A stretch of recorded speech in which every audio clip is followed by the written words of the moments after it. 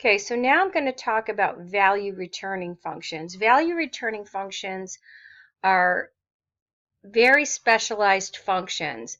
They return one value back to the main program or to the calling program. So they might calculate one thing and return it back out. They might get something from the user, return it back out. It's only one thing that gets returned. And I'm going to show you an example using this. Okay, I'm going to calculate this inside of a value returning function. I'm going to call the function calc discount. So I'm going to take this out of here and I'm going to put it down here.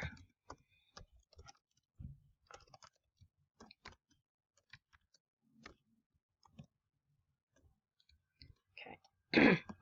So in this code, I need a return statement. It's going to return one thing out, which is the discount.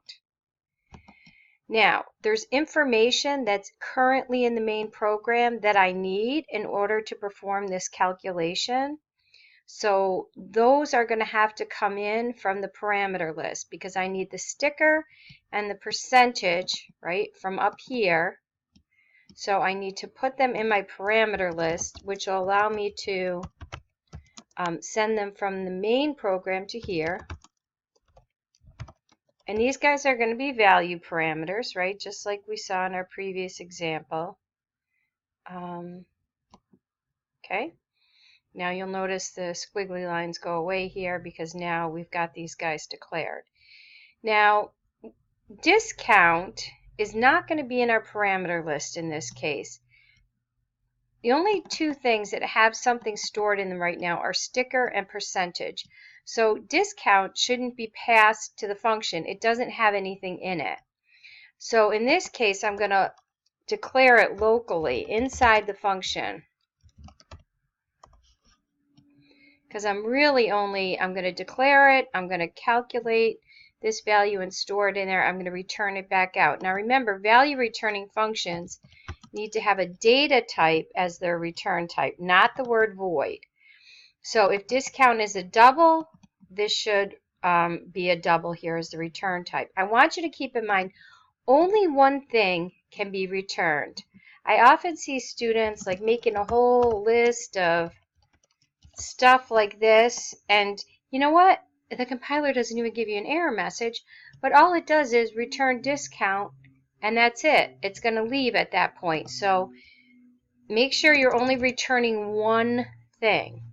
Okay, now I'm going to come up here and I'm going to add my prototype. I like to put my prototypes in the order in which they're called in the program.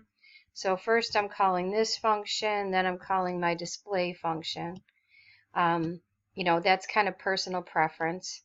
Now I need to call the function. So when I call the function, right, here's my call, like that. But this is different. This is going to jump out. Remember, we were using 35,010. So that's going to pass out 35,010. This is going to be 35,000 times 10 divided by 100, which is 3,500. It's going to return that back out, that 3,500. Well, if I leave my function call like this, it returns 3,500 and it does nothing with the 3,500. It would be equivalent to having a statement like that in your program, and the compiler would be like, thanks for the 3,500, right? So you need to do something with it. So these function calls for value returning functions need to be a part of another statement. The one thing that always works is if you store them in a variable like this, okay? If you wanted to, you could put them in output statements, but this always works, so this is what I recommend for students when they're first getting started, okay? Keep in mind, you know, you can change the names of these if you want, right? They can have different names because they're different variables. Even if they have the same names, they're different variables. So you need to understand that if I call this discount in this function, it's not the same thing as this discount up here, because it gets a little confusing. You're like, oh, I'm assigning it into this. Okay, if you're confused by that, call this something different. Then it's returning it and storing it down here. So that's kind of up to you. If you want to leave the names the same, you can, but you have to understand that they can be different. So I'm going to go back and just do this. Okay, now my program should run. I have all the pieces in place, the function definition, the prototype, and the call.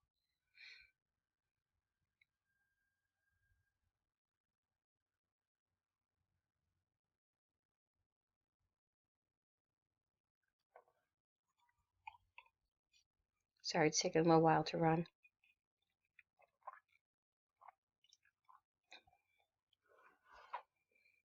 All right, and remember, this is just going to do the same thing as it did before. We're just using functions.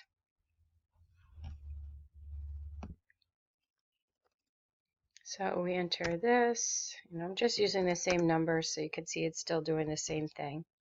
Oops. There we go. Okay. So now we have, our display stuff in a function.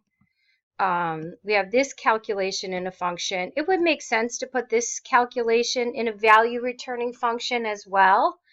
Remember, when you write programs, you can have hundreds of thousands of lines of code, so you can't always have everything inside of main.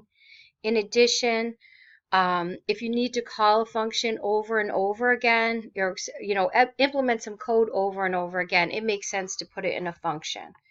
All right, so I'm going to take this code out of here, and I'm going to create another value returning function called calc.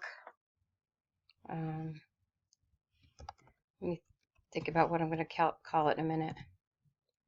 Final cost. Okay. Again, there's two pieces of information that I need to do this calculation, the sticker and the discount.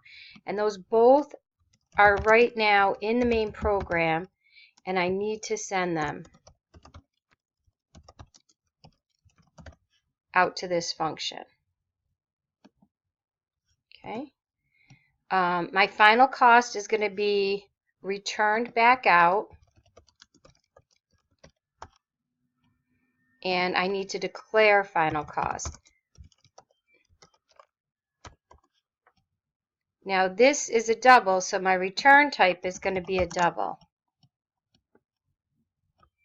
Okay, so now remember I need a prototype, so I'm going to copy this and I'm going to paste it up at the top and put a semicolon at the end, and I'm going to call my function.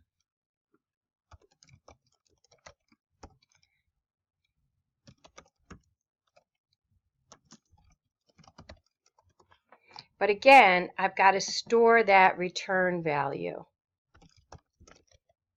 If you don't store it someplace, the value that gets returned is just going to be gone. You're going to calculate something, return it, and throw it away.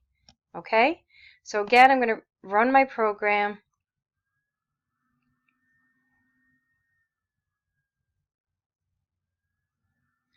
And it's going to be just as exciting before because it's still doing the same thing. It just has functions in it. Okay. All right, so let's just come back here.